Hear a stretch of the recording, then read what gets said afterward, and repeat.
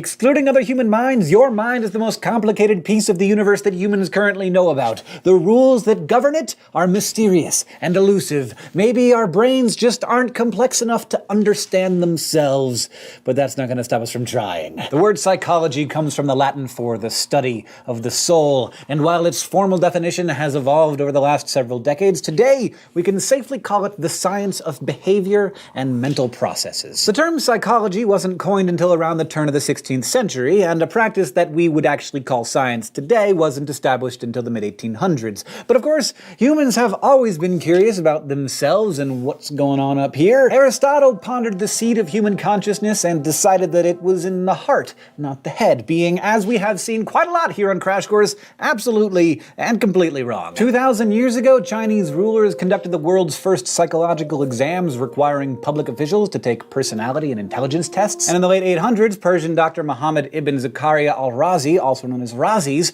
was one of the first to describe mental illness, and even treated patients in what was essentially a very early psych ward in his Baghdad hospital. From the efforts of those early thinkers up until today, the field of psychology has been all about tackling some of the big questions. How can humans do horrible things like commit genocide and torture other humans, and how come we know those things are horrible? Do we have free will, or are we simply driven by our environment, biology, and non-conscious influences? What is mental illness, and what can we do about it? And what is consciousness, or the notion of self? If I lose my awareness of myself, am I still human? I don't know! But over the next 6 months, these are the questions that we're going to be exploring together. How our brains work, how they can break, how they can be healed, why we behave the way we do even when we don't want to, and what it means to be thinking and feeling and alive. In psychology, some of the topics we'll be covering are the contemporary psychological approaches, growth and cognitive development, ways we learn and absorb information, sleep theories and the purpose of sleep, interpreting some dreams and the purpose of those dreams, addiction and misconceptions of addiction, and psychological disorders like the one you see here. Okay? Broke the crayon. Are you okay, Mr. Turk? Take it easy. Tell me. How did you get out of the wormhole? Wait a minute. Tony! What'd you say? Tony. Sorry. Just check out the suit. Okay. Check the heart, is it the brain? No sign of cardiac anomaly or unusual brain activity. Okay, so it's poison? My diagnosis is that you've experienced a severe anxiety attack. Me?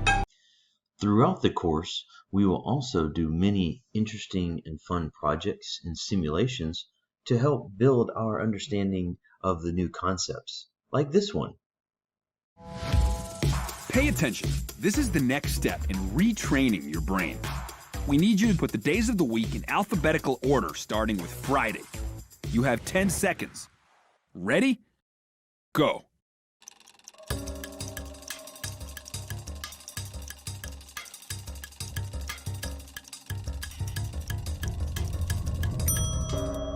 How did you do? Pretty hard, huh?